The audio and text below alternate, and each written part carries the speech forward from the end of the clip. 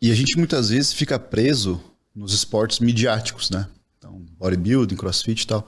Se você vai para esporte olímpico, você vai entender o que não é saudável, cara.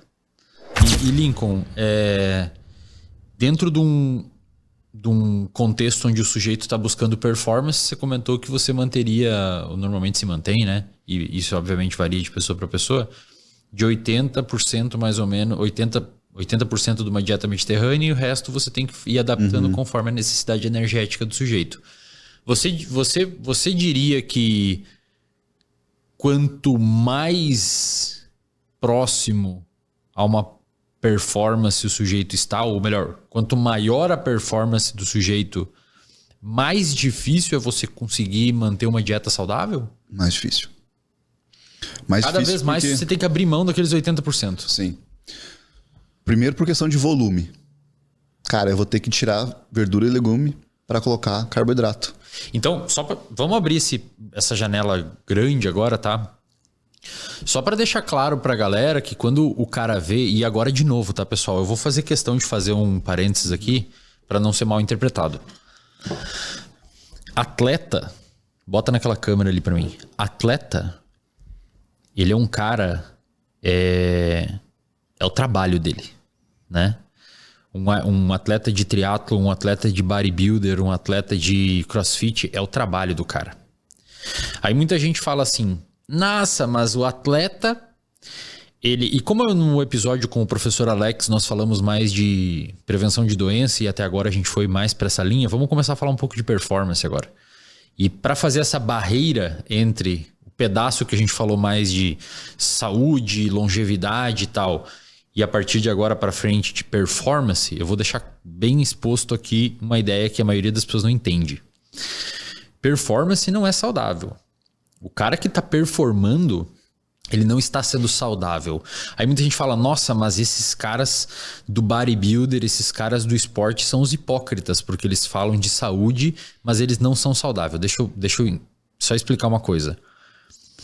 Você trabalha das 8 da manhã às 20 horas da noite, tem que acordar às 4 para pegar um ônibus ou um metrô, e chega em casa às 10, só come coisa na padaria. Você também não está sendo saudável, mas você se submete a esse estilo de vida porque é o seu trabalho. Você tem que trabalhar. Então, muitos atletas, eles têm que fazer, porque é o trabalho deles. Os caras ganham dinheiro, eles pagam as contas, eles ajudam a família.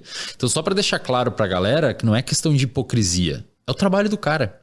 E o trabalho do cara envolve comer coisas que muitas vezes o organismo não consegue aguentar, como você vê vários atletas de bodybuilder que tem que comer um monte de enzimas digestivas porque não aguenta fazer, mas tem que comer porque tem que subir peso. E ele não faz aquilo porque ele quer se destruir, ele faz aquilo porque é o trabalho dele. Pela mesma razão, porque ele tem filhos, porque ele tem pais doentes, ele precisa pagar as contas dessas pessoas. É pela mesma razão, e exatamente pela mesma razão, que nós trabalhamos às vezes, se privamos de sono e comemos mal e tomamos uma Coca-Cola no almoço porque não deu tempo de almoçar, porque nós estamos tentando ganhar vida e vingar. Então, só para deixar claro para a galera que ali é o trabalho do cara, e o trabalho do cara tem efeitos colaterais que muitas vezes não são saudáveis, assim como o nosso trabalho. Você poderia falar, mas por que ele não trabalha em outra coisa? Porque ele tem uma genética maravilhosa para aquilo ali, tá certo ele usufruir aquilo ali dentro de um contexto que é reversível lá na frente, como muitos atletas do fisiculturismo, Jay Cutler, etc., tiveram uma bela carreira e hoje são saudáveis, tem netos e tudo mais. Fechando esse parênteses, quanto mais próximo se está da performance, mais difícil é você conseguir manter. Então, quando você vê aquele cara do crossfit fortão, quando você vê aquele cara do bodybuilder com aquele shape lindo, vascularizado, pele bonita e tudo mais, aquilo muitas vezes parece extraordinariamente saudável. Só que do ponto de vista de longevidade e de saúde, é quando você vê um Ironman fazendo, um triatleta fazendo 7 horas e meia correndo e pedalando na chuva e não sei o quê. Parece incrível, o ápice da saúde, mas na verdade aquele contexto ele está sendo bastante agressivo para o corpo. Muitas pessoas que têm um estilo de vida que não são atletas, eles querem buscar a performance, às vezes parecido com atleta.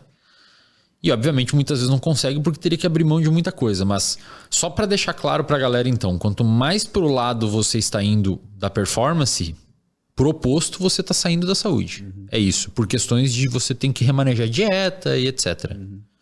Exatamente. E a gente muitas vezes fica preso nos esportes midiáticos, né?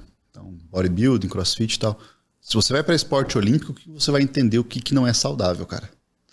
Porque nesses esportes ainda que são mais amadores e midiáticos, que é até interessante não ser federalizado, porque daí você consegue ter uso maior de esteroides e tudo mais, a galera ainda consegue, né, ter umas brechinhas a mais. Quando a gente tá falando de atleta olímpico, é um cara que acorda às 6 horas da manhã, que pega ônibus, às vezes 2 horas para chegar no centro de treinamento, passa 8 horas treinando. Primeira coisa, treino de alongamento. Segunda, treino não sei o que, fortalecimento. Treino realmente, prática, entendeu? O cara trabalha realmente como se fosse das 8 às 20. Como se fosse um trabalhador numa fábrica. Como se fosse um trabalhador na fábrica, com menos recurso financeiro, às vezes subsidiado por uma bolsa ridícula, né? Porque hoje os esportes que são federalizados são federados, né? Não federalizados. Os esportes que são federados são ridículos, a bolsa deles. E esse cara não pode ter um patrocínio de uma empresa privada? Não pode, cara. Não pode? Eles podem ter... O RD não pode chegar e falar, cara, eu vou te dar 10 mil por mês. Mas aí você tem que ver uma coisa... Eu acho que pode patrocinar, só que esse patrocínio não pode concorrer com a federação. Entendeu? Então tinha uma menina da ginástica que ela tinha patrocínio de um banco e a federação era patrocinada por outro banco e a federação simplesmente cortou o patrocínio da menina. Falou, você continua sendo atleta ou você tá fora, porque Caramba, Então tem todo um processo extremamente difícil. Questão de doping e tudo mais, a gente sabe como é que funciona. A grande parte dos atletas que mesmo que passam no doping estão fazendo utilização de substâncias. E tem aquele 1%, cara, que assim, tem muita gente que fala de questão de doping e tudo mais, né? De fato, a maioria dos atletas que eu conheci faziam utilização dessas substâncias, mas eu conheci aquele 1%, cara, de genética absurda. De genética absurda, que não necessitavam da utilização da substância e estavam ainda brigando pelas primeiras posições, sabe? Então, você pega uma genética dessa e potencializa, dando um patrocínio, por exemplo, com uma alimentação muito bem regrada, até a utilização de suplemento, de estrutura, de ambiente, cara, você vê realmente o potencial dessas pessoas. E muitas vezes o cara tem que se desgastar muito mais para alcançar determinado resultado, simplesmente porque ele não tem uma estrutura. Por que lá fora é tão mais fácil os caras ganharem desde a medalhas? Faculdade, desde o ensino médio. Cara, desde o jardim. Os caras... Vai ter competição. O cara estuda em Stanford porque joga bem futebol. Exato. Você vai ver a competição das crianças, o moleque joga basquete, futebol americano, canta, aula de literatura. Agacha já, faz teatro. Exatamente. Aula de flauta, sei lá, de música. Então os caras são preparados ali, direcionados ao longo... Aqui no Brasil a gente não tem isso. Então quando chega num nível olímpico máximo, que é o cara que... Eu desconheço atletas que treinam mais que nível olímpico, porque, mano, você trabalha 4 anos para você chegar numa competição, entendeu? Então é um trabalho muito árduo, é muito, muito desgastante. E não é reconhecido, é difícil, cara. Então, assim, esses caras... O esforço desses caras é muito maior ainda até do que esses que estão nos esportes midiáticos. Porque se você tem uma carinha legal, um shapezinho legal, uma comunicação bacana, você tem patrocínio e a federação não tá nem aí. Porque não existe, né? Agora, hoje, né? Porque um tempo atrás os caras apedrejavam. Sim, os old school do bodybuilder sofreram horrores, exatamente. Né, então tem essa diferença. Assim, o Correia, eu lembro que ele falou que na faculdade ele ia pro banheiro da faculdade para tomar whey. Cara, é bem isso mesmo. Que achavam que era bomba. É bem isso. Whey protein. O meu pai, ele falava que eu ia ter problema nos rins e tal quando eu tomava whey. Hoje meu pai toma whey protein. Exato, cara. Era fazendo panquequinha com whey protein, mas é essa mesmo. O que você acha, cara, que eu já falei isso daqui publicamente, o Correia é um cara que eu admiro demais porque o cara abriu o chão com uma picareta, né? Na época não tinha... Bodybuilder não era rico e tal. O cara cavou num buraco que não existia ninguém. Era meio que ele cavando.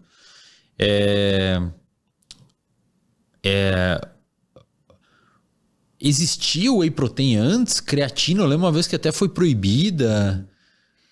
Achavam que fazia mal, não sei se a Anvisa proibiu, não lembro qual que é a treta que deu. Hoje, altamente recomendada para muita gente. Cara, muito doido isso. Deixa eu terminar de responder a tua pergunta lá, senão eu não vou terminar. Perdão. Mas quando a gente vai aumentando a performance, foco em performance, a gente vai diminuindo realmente a qualidade da alimentação da pessoa. A gente tem que utilizar de outras coisas, principalmente suplementação. Aí vai entrar a suplementação de, por exemplo, dos minerais, de vitaminas, porque a variedade da tua comida não vai ser tão grande.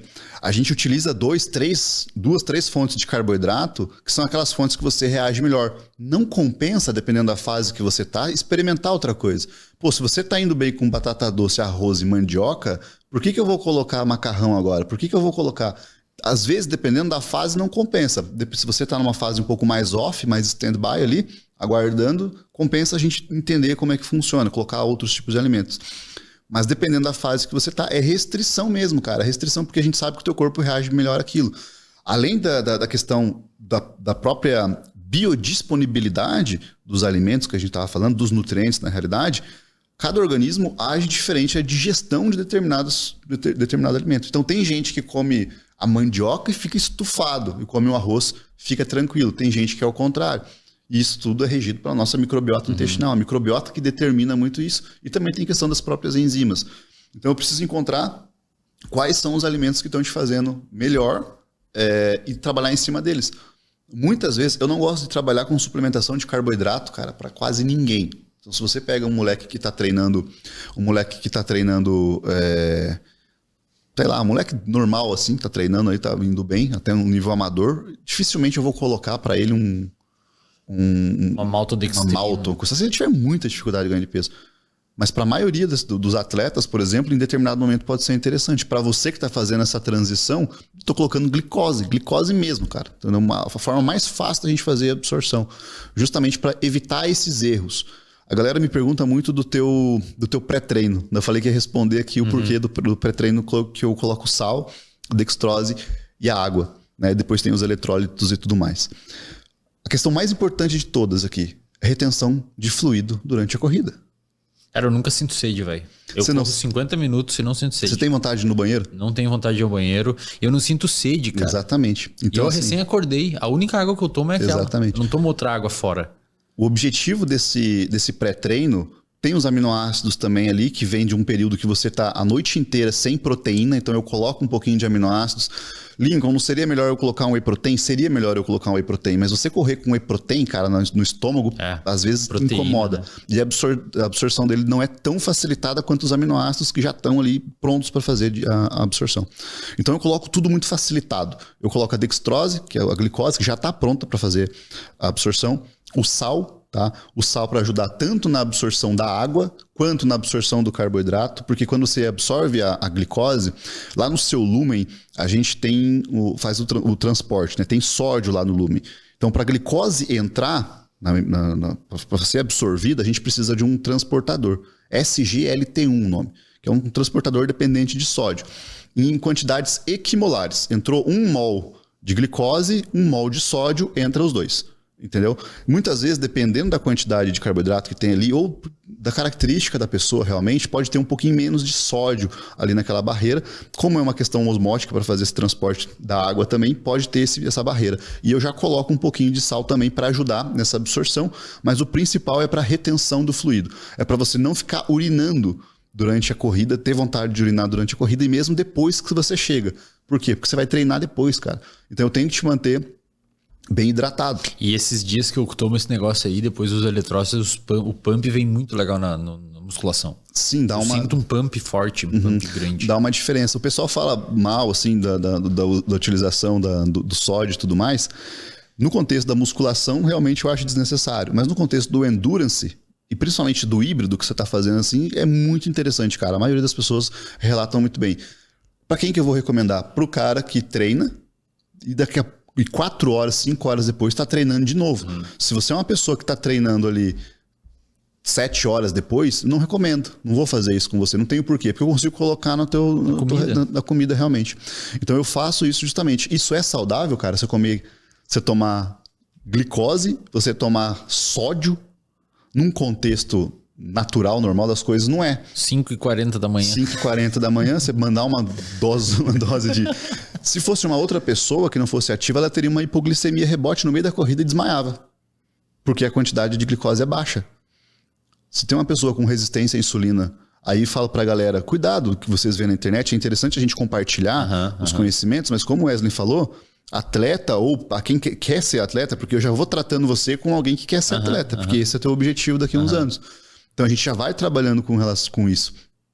Se uma pessoa lá, um gordinho, animei, li o livro do David Goggins aqui, vou sair 4 horas da manhã correr, vou tomar uma dextrose. Cara, você vai dar 3 passos, vai cair duro no chão. Você vai ter uma hipoglicemia rebote.